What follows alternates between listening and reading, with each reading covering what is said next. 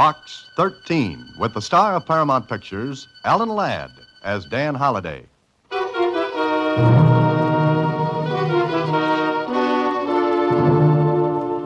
You driveling old idiot. What did you do with it? I'm not going to tell you. Carl, be careful. Shut up, Therese. We've got to find out what he did with that copybook. What's the matter? Look, he's dead. Dead? You killed him. Don't be stupid. He just died.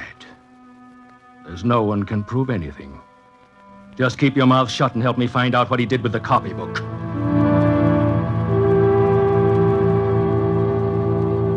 Well. Somebody sends me a copybook through Box 13. Now I wonder why.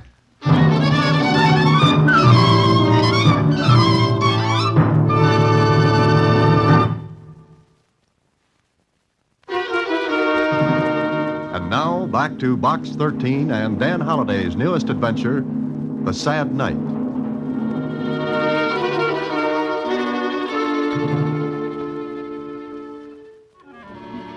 It was just a child's copybook. And on the front cover was the name Marina Layton and a date, the year 1930, written in a childish scrawled handwriting. I riffled through the pages. There was nothing of interest, at least. That's the way it looked then. But Suzy thought differently. Maybe it's some kind of a code, Mr. Holliday, like one to a buried treasure. Suzy, with your imagination and my typewriter, we could go places. Well, gee, the Count of Monte Woolley found a buried treasure. That's Monte Cristo, Suzy. Two different people. Well, they both had beards. Oh, look. Huh? What's that? It's a letter to Box 13. Listen. Box 13. A day or so ago, you may have received a child's copybook in the mail. If you did, I should appreciate it if you'd bring it to the address below. Yours truly, Therese Layton. Let me see that, Suzy. Here. 6821 Lakeshore Boulevard. Swanky neighborhood. Are you going to take it back, Mr. Holliday? Oh, yes, Suzy. If only to see how the other half lives. So I went to 6821 Lakeshore Boulevard. I tossed the copybook in the back seat of my car, and it bounced on the floor. Maybe I was thinking about anything but the book, for when I rang the doorbell of the big house, I suddenly remembered I'd left the book in the car. I just about started back down after it when the door opened. Yes? I'm looking for Theresa Layton. I'm Mrs. Layton. And you? Holliday. Dan Holliday. I'm sorry, Box 13. Oh, of course. Please come in, Mr. Holliday. In the library, please. Thank you. Won't you sit down, Mr. Holliday? Thanks very much. It's very kind of you to come all this way to return the book. You see, it belongs to my little girl, and I suppose she sent the book to you in, well, mischievously. Your little girl? Yes, Marina. Sometimes I think she's a problem child. Oh, really? How old is she, Mrs. Layton? 7. Did she tell you she sent the book to Box 13? Well, no, as a matter of fact, she wouldn't say. Then her father found a newspaper with an advertisement cut from it. And? We got hold of a paper with the same date and compared the page. Nice detective work, Mrs. Layton. I suppose all this uproar over a child's book seems, well, stupid, doesn't it? Oh, no, not at all. But there's one question I'd like to ask. Yes, Mr. Holliday? You say Marina's 7 years old? That's right. Why? There's a date in the book, 1930. It seems to have been written in the same hand as the rest. That date would make her quite a big little girl, wouldn't it? She put down that date, I suppose, well, not thinking. Oh, yes, of course. Where is she now, Mrs. Layton? She's dead, Mr. Holliday. Huh? Mr. Holliday, this is my husband, Carl. How do you do? I'm very happy to know you, Mr. Holliday. Do you have the book?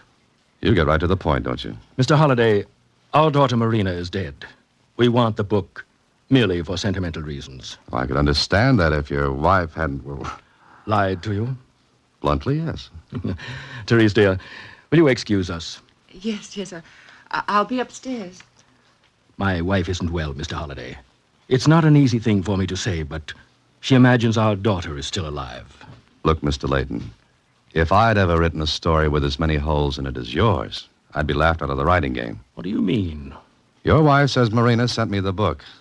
Yet you say Marina's dead. You know, you two should get together. All right, Mr. Holliday. How much do you want for the book? Oh, now we're getting someplace. What's it worth to you? 500. Oh? That's a lot of money for a child's copybook. You asked how much, and I told you. Now, may I have the book?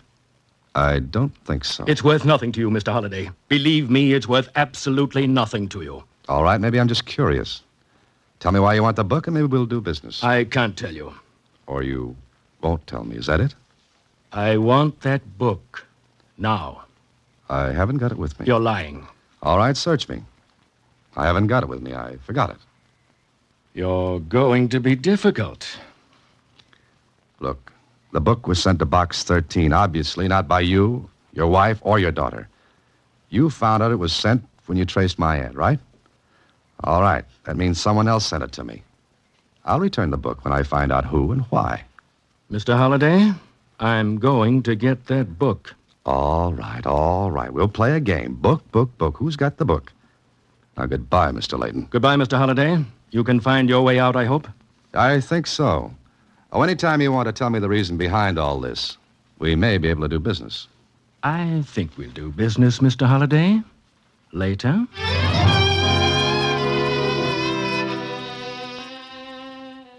I left, and when I got home, I spent the rest of the day and most of the evening trying to figure out why anyone would be so anxious to get hold of the book. It was filled with a kid's scrawling handwriting, sums and addition, problems in subtraction, alphabets. Then I came to one page and stopped. It was filled with strange, weird-looking figures, as a kid would try to draw human beings. But there was something about them that didn't look like a kid's work.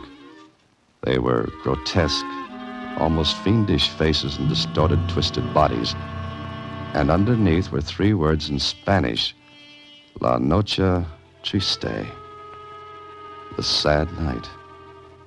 The words were scrawled too, but somehow they were different from the rest in the book. I kept turning back to that page, wondering, trying to connect something in my mind with those figures in the book. Then I must have dozed off because the next thing I knew, it was 3 a.m. I turned off my light, lay back in bed. Then I was getting company unexpected, and I wasn't in the mood to entertain. Well, what a wonderful thing a skeleton key is, like the magic words, "Open Sesame." Somebody was looking for something, and it wasn't Easter eggs on the White House lawn. I waited, and then... Looking for something, Bud?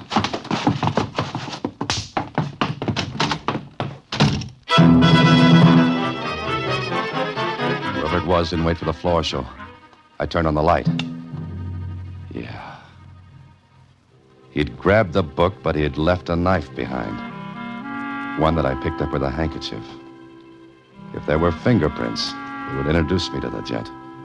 And Kling could do me that favor. Got any idea who it was, Holliday? No, I haven't, Kling. We had our waltz in the dark. Oh, it must have been romantic. Oh, yes, I was overcome. Look, can you get prints off that knife handle? Seems to me you could pick an easier way of meeting people. Oh, I like the hard way. It makes for lasting friendships. Look, did he try to knife you? Well, I don't think he was doing KP with it. Why was he after you? He wasn't. Oh, I see. He breaks in at 3 a.m. You surprise him, he pulls a knife on you. But he wasn't after you. It was just a social call, or maybe he was a visiting nurse. Kling, will you see about those prints? Yeah, if you'll prefer charges. Maybe, but more important, he took something I want back. What? A child's copybook. A child... You know, Holliday, the more I see of you in this Box 13 gimmick you run, the more I believe in elves and pixies. Why did you have a child's copybook? I'm learning to write. You're going to keep this all to yourself, huh? Till I find out what it's all about. Okay. Well, from what you say about the cookie who disturbed your Betty by this morning, he might have a record. In that case, you can tell me who he is. You don't want me to pick him up? No, I'd rather have the pleasure. You see, he hung one on my chin. He hung one out here. All right. Come back in an hour.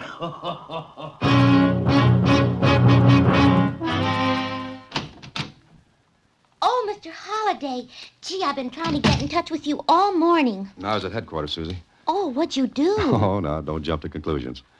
Why were you trying to get in touch? Look, Huh? When did this come? this morning I picked up Box 13 mail at the Star-Times, and that note was in it. Mm-hmm. Well, as they say in the books, Suzy, the plot thickens. In fact, it's so thick now I can't see a thing. How'd you get that bruise on your chin? I shaved with a baseball bat this morning. Oh. Well, are you going to meet Marina Layton? Yeah, that's what she asked me to do in her letter. So if you want me, I'll be at... At where she says, the lobby of the Camden Hotel.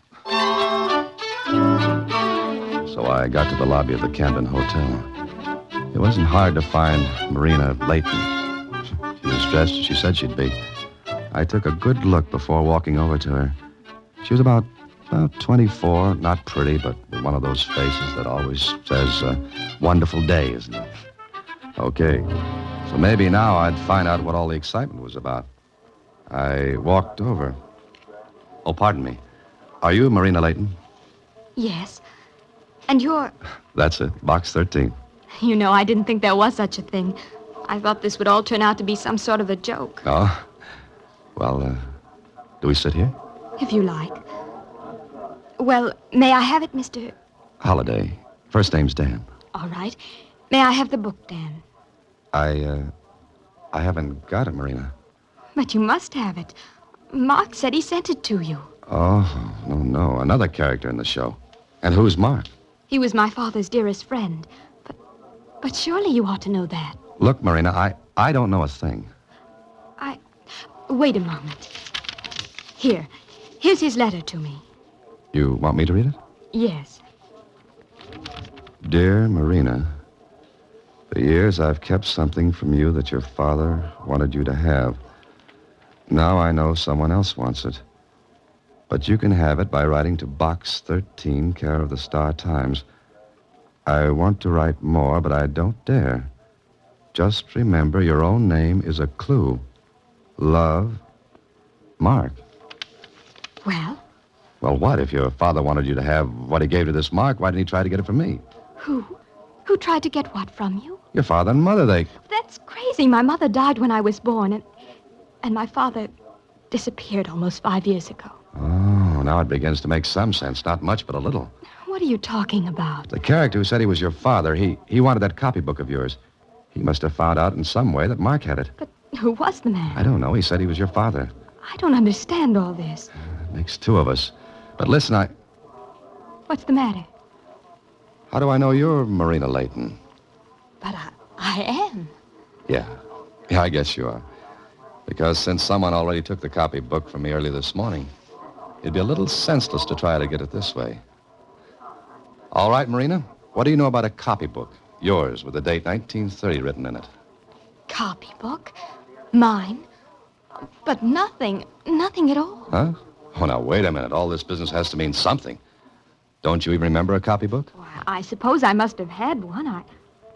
Wait, of course. Black, ragged-looking, alphabets in it. That's it. Now, what about it? Oh, nothing. It was just an ordinary book. I scribbled in it, and... Did you say 1930? Well, yes, wow. Because in 1930, I was with my father in Mexico.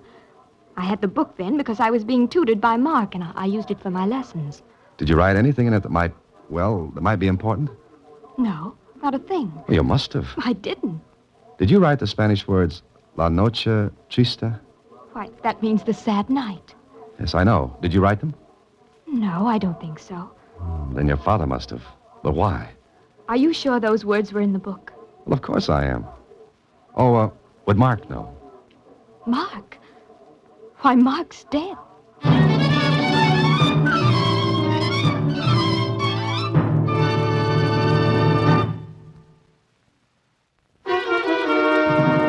And now back to The Sad Night, another Box 13 adventure with Ellen Land as Dan Holliday.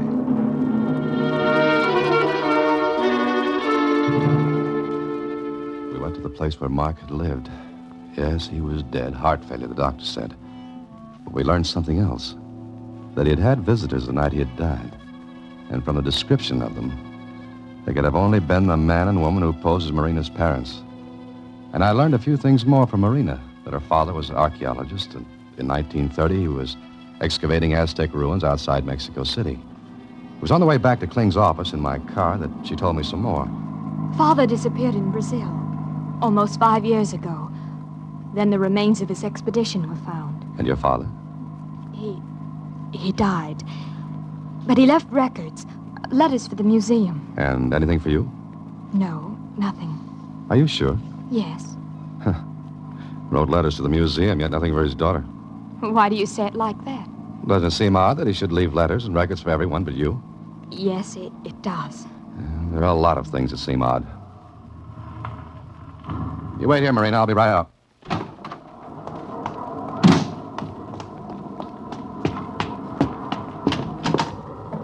Well, Holiday, I'm just about to leave your office. Oh, what'd you find out? You were distinguished company this morning. Little Georgie Garson, strong man, general hoodlum. Well, I didn't think it was little Eva. Want me to pick him up? Yeah, I'd love your company. Okay, Kling, let's go. I want to ask Georgie a few questions. Took Kling about 5 minutes to get Georgie to talk. He told us he'd been hired to get that book, and from his description of the guy who hired him, well, it couldn't have been anyone else but the man who posed as Leighton the day before. Then a quick trip to the house on Lakeshore Boulevard. We might as well have stood in bed. The fake Mr. and Mrs. Leighton were gone, and with them, the copybook. And that left us at a dead end. But dead. But at the morgue of the Star-Times, Marina and I learned something else. Uh-huh. I think we got lots of stuff on Albert Leighton. Well, trot it out, Jonesy. Yeah. He's the one who got himself lost in Brazil about 5 years ago, isn't he? Yeah, that's right. Yeah, here's a folder on him. News clips, photos. That's Dad. Look, who's this, Jonesy? Now, let me see. Oh, that's the guy who found Leighton, or what was left of the expedition. Name of Carl Bremer. Oh, Mr. Bremer and the gent who wanted that book are one and the same. Did you ever see Marina? Not that I remember. Where were you when your father went to Brazil? In school. And you didn't see him again after he left for Brazil? No. Jonesy, Uh-huh. you know a lot of things. What do the Spanish words La Noche Triste mean to you? Nothing except they mean the sad night. Is that all? Yeah, why? Because they mean more than that. Marina, can you get a sample of your father's handwriting? Oh, yes, of course. And I've got a hunch that Bremer and his wife are leaving for Mexico. Hey, Dan. Yeah? Look, this Leighton was an archaeologist. Why don't you go to the museum to find out about him? Good idea, Jonesy, thanks. But I've got a phone call to make first. If my hunch is correct, we've got to stop Bremer from getting to Mexico.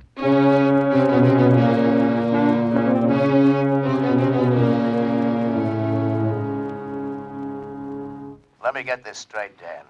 You want this Bremer and his wife picked up, huh? Yeah, that's it. What's the charge? You pick them up, I'll prefer charges. And maybe one of them will be murder. What? Will you do it? Well, what if they're out of the country by now? Extradite them. You've got to have a strong charge to do I that. have. 1, causing the death of an old man by trying to force something out of him. 2, hiring Georgie Garson to break into my apartment. And 3, attempting to defraud. Is that enough? Yeah. If you can make those charges stick. You get them and I'll make them stick.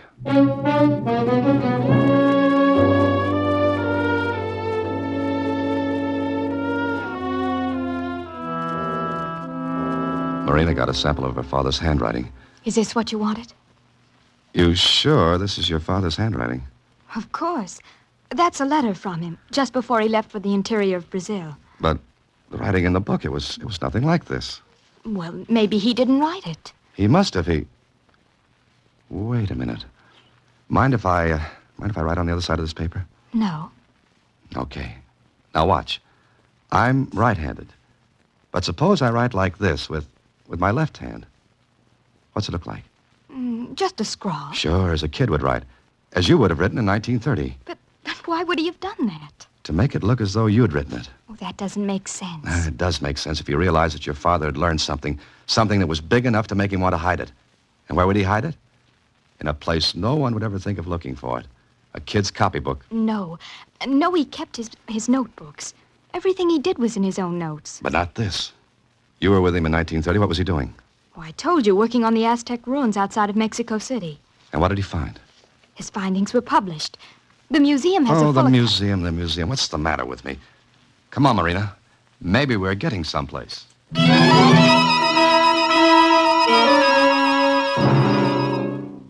Yes, of course I know Albert Layton's work. He was a great man. World has lost a genius, Miss Layton. Too bad. Look, Mr. Dougal, we want you to help us. I'll do my best. You said over the phone that it was important. Had something to do with our Mexican antiquities here at the museum. Yes, that's right. What did Professor Layton send here? Well, come in here, into the Aztec room. I remember all these things. Of course, everything isn't here. The Mexican museums were given their share, and... Oh, pardon me. Yeah? Look. What's the matter? Look on that far wall, those figures. Oh, yes. Well, they're only copies. Quite well done, of course. The original paintings were lost when the Spaniards destroyed the temples. The I hardly Aztecs listened were while the jealous curator and talked. warlike people. Because on the far wall were the Civilization same was figures great, I'd seen in that copybook. rarely seen. The same grotesque, weird Cortez figures with wanted their to show twisted the bodies and Aztecs savage that their gods faces. were impotent. There were three of Against them. his God. Their painted eyes looked out at us, seemed to accuse us. I turned to the curator. Mr. Dougal, Yes, Mr. Holliday. what are those figures? Well, they're Aztec gods. The one over here in the upper left is Quetzalcoatl, supreme god of the Aztecs. The one in the upper right is Huitzilopochtli. He's one of my favorites, a god of war. The one at the base of the triangle is Tlaloc, god of rain. Marina, those were the figures in your copybook, and they were above the words La Noche Triste. But why? Why should Dad have done that? Mr. Dougal, what is that triangle? Well, where each of those figures is painted was a temple long ago destroyed by the Spaniards under Cortez. In the center was one of the causeways that led to Tenochtitlan. That's today's Mexico City. It was over that causeway that the Spaniards made their escape on La Noche Triste. La Noche Triste. Look, sit down, Mr. Dougal. I want you to tell me a lot more. The curator talked for an hour, and what he told Marina and me all added up. The copybook, the figures of those old Aztec gods. Oh, Marina's father had something, all right. And he hid it in that copybook. No wonder Bremer wanted it. No wonder old Market kept it, and the whole thing made a story that went back over 400 years. A story of greed and bloodshed. One that reached out to touch me, Marina, old Mark, Bremer, all of us. Later in Kling's office, facing the Bremers, with Marina sitting there, too. All right, Holliday. Let's have it. First, I'll take that copybook, Bremer. All right. What good will it do you? None. And it wouldn't have done you any good either. What do you mean? You caused the death of one man to get this. Another man, famous, respected, lost his head and tried to keep what he had found. But it wouldn't have done your father any good either, Marina. No, I know. What's the story, Dan? Well, it really begins, Kling, when Bremer found the remains of the Layton expedition in Brazil. He found letters, records. He brought some of them back with him, but some he didn't. That right, Bremer? You know everything. You tell it. Thank you, I will. One of the letters was to Marina. Marina, whose name is the same as the Indian girl who was Cortez's consort. That was the one you kept, Bremer. A letter telling Marina about the copybook and what it contained. All right. What is it, Holliday? Let's go back to July 1st, 1520, to Hernan Cortez and his army. The army that marched through Mexico and destroyed the Aztec Empire. That's got something to do with all this? Everything. On that night, the Aztecs rose up in fury against the Spaniards. They had thought Cortez and his men were gods, but they'd found out differently. They determined to drive the Spaniards out forever. The Spaniards took all the gold they could carry. The Aztecs went after them. They trapped Cortez and his army on one of the causeways that led to the city. The causeways were narrow. There were thousands of Indians in canoes. All night long, the battle went on until in the morning, 450 of the Spaniards were dead and thousands of Aztecs. But Cortez and the remnant of his army escaped, got to the mainland. And the copybook? Those three words, La Noche Triste, the sad night, are written into Mexican history as the night Cortez and his army and the Aztecs fought and killed each other until the canals were choked with them. The gold the Spaniards took with them did them no good. They couldn't fight with it or eat it. So sobbing and screaming, they dumped the treasure into the waters of the canal, and it sank into the mud of the bottom. It's never been found. Marina's father thought he had located it. But look. Here's a map of modern Mexico City. where the causeways once ran. There are streets and houses. So you see, no one will ever find that gold. And maybe it's just as well. It's too red with blood to be of any use to anyone.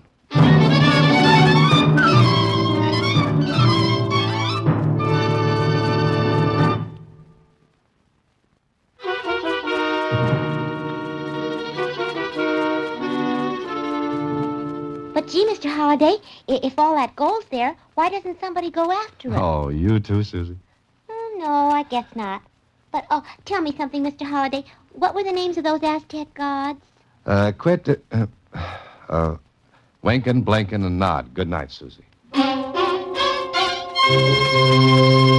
Next week, same time, through the courtesy of Paramount Pictures, Alan Ladd stars as Dan Holliday in Box 13. Box 13 is directed by Richard Sanville with an original story by Russell Hughes. Original music is composed and conducted by Rudy Schrager. The part of Suzy is played by Sylvia Picker, and that of Lieutenant Kling by Edmond MacDonald. Production is supervised by Vern Carstensen. This is a Mayfair production from Hollywood.